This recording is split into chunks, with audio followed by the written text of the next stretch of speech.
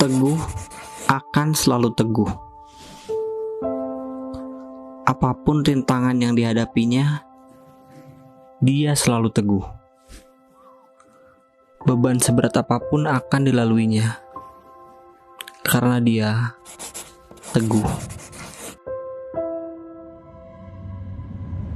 Tapi aku belajar satu hal sih dari bapakku. Someday kalau aku punya anak, aku harus jadi ayah terbaik di seluruh dunia. Iya. Aku harus jadi superhero dari anakku kan. Iya.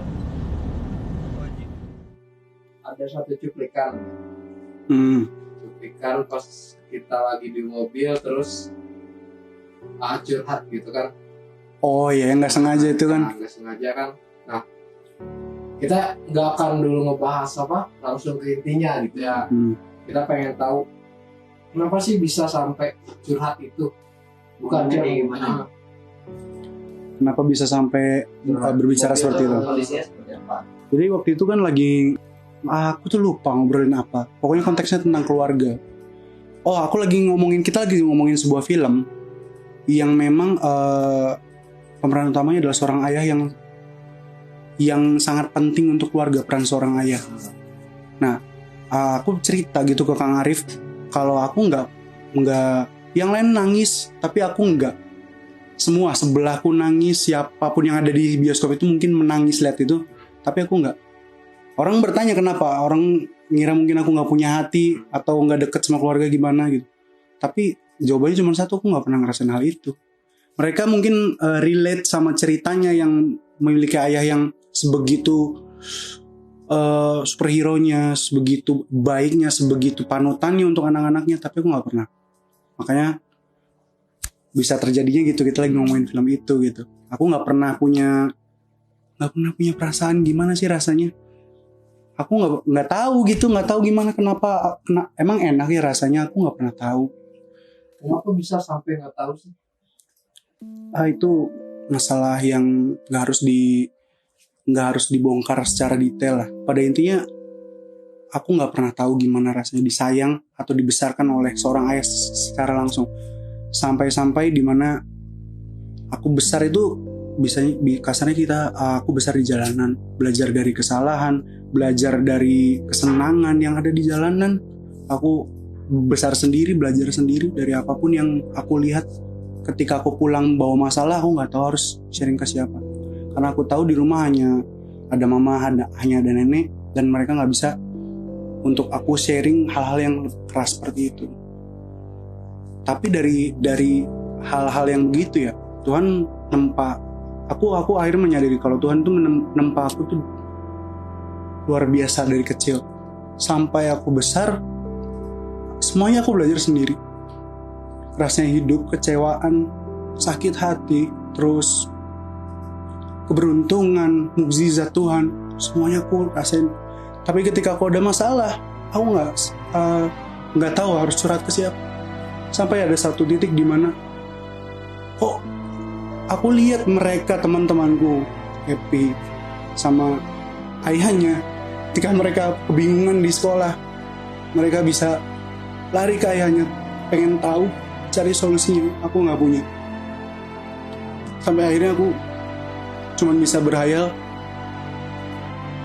hal satu-satunya yang bisa aku ciptakan adalah menciptakan keluargaku sendiri. Aku janji sama diriku bahwa suatu saat kalau aku punya anak, aku nggak akan biarin dia nggak bahagia. Aku nggak akan biarin dia kehilangan sosok ayah. Karena menurutku hidup besar bertumbuh seperti yang aku lakukan sejauh ini tuh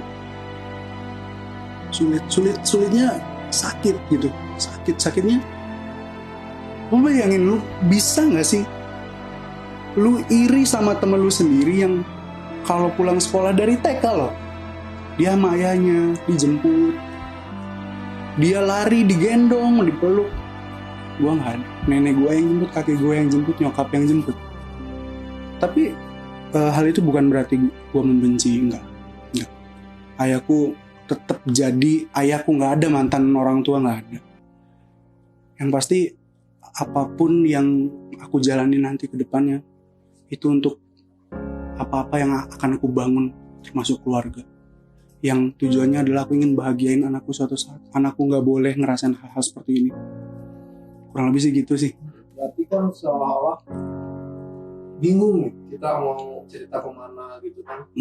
Apaan nemuin sesuatu atau seseorang atau tempat yang bisa dijadiin itu sebagai kasarnya sih pelarian mungkin ya.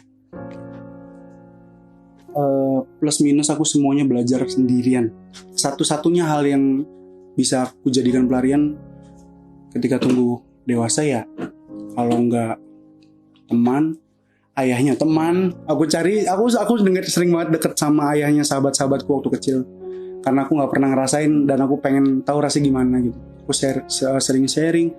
Dan sampai besar ini aku belum bisa, sampai di titik ini aku belum bisa bekerja tidak berpartner. Aku belum bisa one man standing, nggak bisa. Karena di setiap circle pekerjaanku apapun itu aku harus punya partner yang bisa bimbing aku juga, yang aku juga bisa ngasih tahu dia, kita sama-sama jalan bareng. Contohnya ya kayak di US kayak gini. Pernah satu waktu juga Kang Arif marah-marah ke aku karena masalah ya percintaan lah, biasa bla bla bla. Aku lagi sakit hati, dia marah-marah, kamu gini.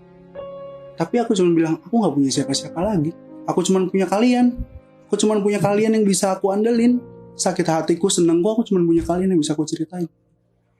Jadi ya apa adanya aku seperti ini. Jadi jangan marah kalau misalnya aku cerita tentang kesusahanku, karena aku cuma punya kalian di luar sini.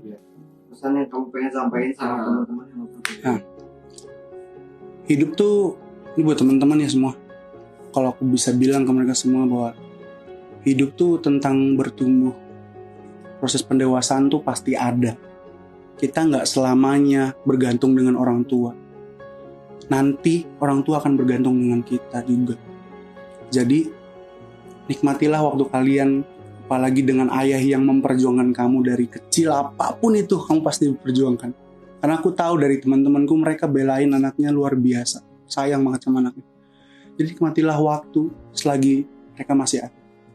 Karena kalian gak akan pernah bisa sanggup, kalian sudah sebesar ini kehilangan seorang sosok ayah gitu. Karena aku udah pernah merasakan itu berat. Kalau kita gak bisa sebijak mungkin untuk memilih jalan, ya nikmatilah waktu kalian sama orang-orang tersayang kalian selagi mereka masih ada. Jangan sampai kalian nyesel ketika kalian udah kehilangan.